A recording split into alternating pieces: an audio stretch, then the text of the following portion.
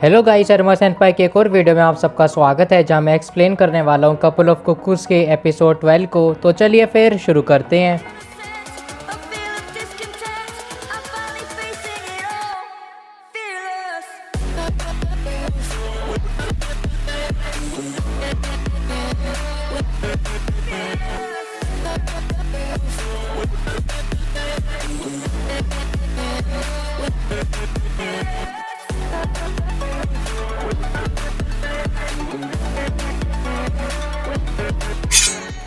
Episode start होता है अमानो के मेंशन से, जहाँ पर साची सोफ़ा पर फ़ोन पे टाइम पास कर रही होती है एंड अमानो और नागी अपनी स्टडी एक्टिविटी के लिए जल्दी स्कूल जा रहे होते हैं। पर नागी साची को कहता है कि वो दोबारा सोने ना चली जाए और चुपचाप स्कूल आ जाए, जिस पर साची रिप्लाई करती है कि या वट मैंने अलार्म लगा दिया, वैसे भी have a good day.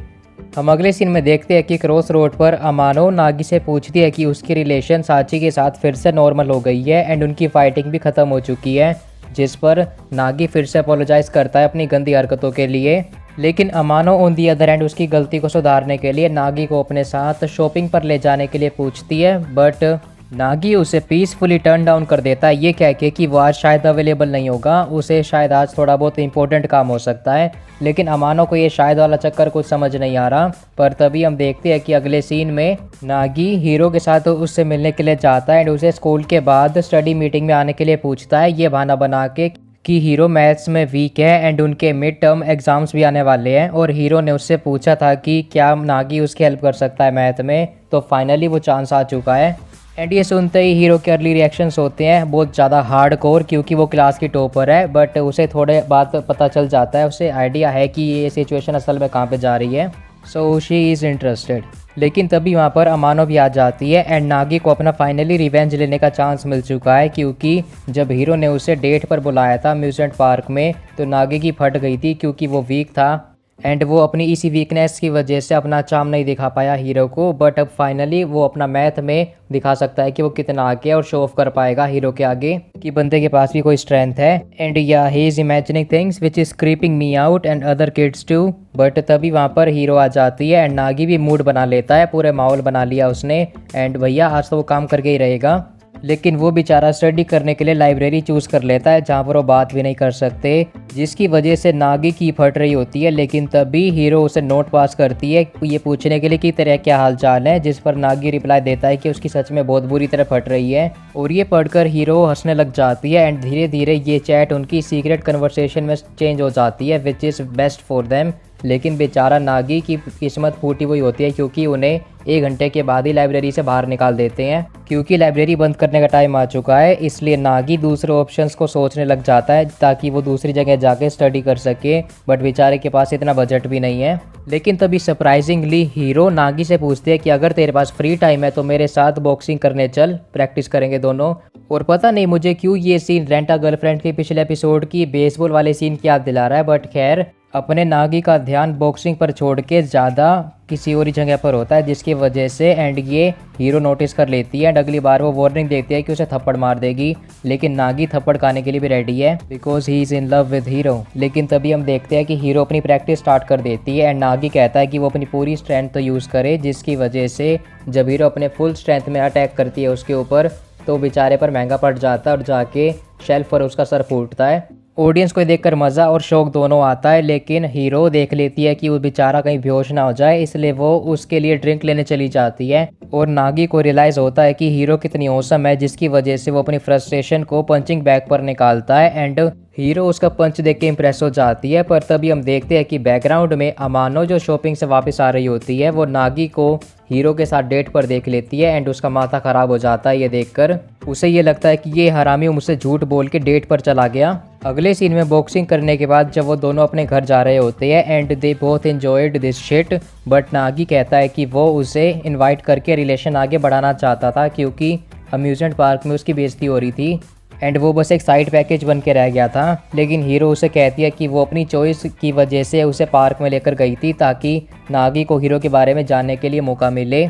Nagi ये सुनकर ब्लश हो जाता है एंड जब हीरो गुड बाय कह के वहाँ से चली जाती है, पर नागी का दिन बन जाता है और वो घर पे जाके हीरो के लिए वर्दी बनने के लिए अपनी ट्रेनिंग स्टार्ट कर देता है, जिसे देखकर उसकी सिस्टर साची को वो बहुत ज़्यादा वियर्ड लगता है और वो एरिका से पूछती है कि आखिर चल क्या रहा है। लेकिन एरिका को कुछ भी नहीं पता because she is mad at him. And अगले दिन जब नागी घर पर आ रहा होता है तो एरिका गेट पर उसका वेट कर रही होती है एंड उसे सडनली वो अपने साथ डेट पर ले जाने के लिए फोर्स करती है, जहाँ पर वो शॉपिंग करने के लिए जाते हैं। एंड हमेशा की तरह एरिका अपने डैडी का मनी सही से यूज़ करती है एंड नागी को ज़्यादा पर यह मज़ा नहीं आ रहा होता और एरिका ये नोटिस कर लेती है, जिसकी वजह से नागी उससे पूछ लेता है कि ये अचानक उसे डेट पर जाने का आइडिया कहाँ से आया, इस चीज़ का क्या मतलब है और क्या ये बस उनके पेरेंट्स को दिखाने के लिए बस नाटक है। बट असल में एरिका इस क्वेश्चन का कोई भी डायरेक्ट आंसर नहीं देती एंड वो अगली डेट पर उसके साथ फिक्स कर देती है। एंड नागी को कुछ भी नहीं पता कि आखिर चल क्या रहा है, कि एरिका के दिमाग में आखिर वो क्या प्लान बना रही है। एंड अगले सीन में हम देखते हैं कि वो दोनों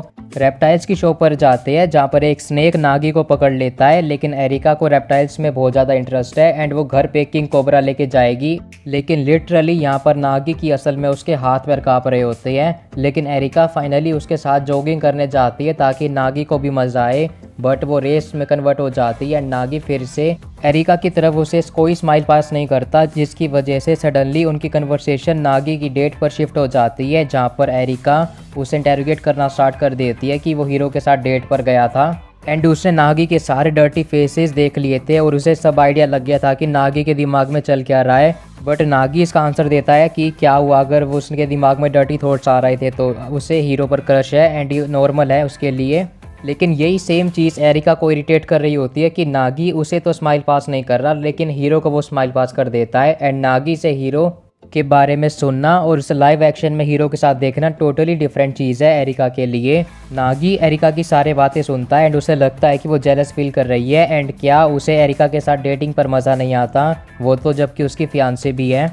लेकिन एरिका को जेलस वर्ड का मीनिंग नहीं पता होता तो नागी उसे एक्सप्लेन करता है कि एरिका नागी को लाइक करती है। एंड ये सुनते ही एरिका नागी पर मैड हो जाती है कि ये इम्पॉसिबल है and she does not like him yet. Nagi yet वाले वर्ड को पकड़ लेता है एंड एरिका अकेले वहाँ से चली जाती है और घर पे जाके उसका मूड ख़राब हो जाता है। नागी को समझ नहीं आता कि नॉट येट का क्या मतलब है, एरिका क्या बाद में उसे पसंद कर लेगी। बट वो तो हीरो को लाइक करता है एंड उसे बट लाइक का वर्ड का मीनिंग नहीं पता होता तो वो गूगल चेक करता है। लेकिन हमेशा की तरह वहाँ पर उसे सब नॉनसेंस ही मिलती है तो वो फटाफट अपने पेरेंट्स के घर पे जाता है डिक्शनरी लेने के लिए ताकि वो वहाँ पे लाइक वर्ड का मीनिंग ढूंढ सके।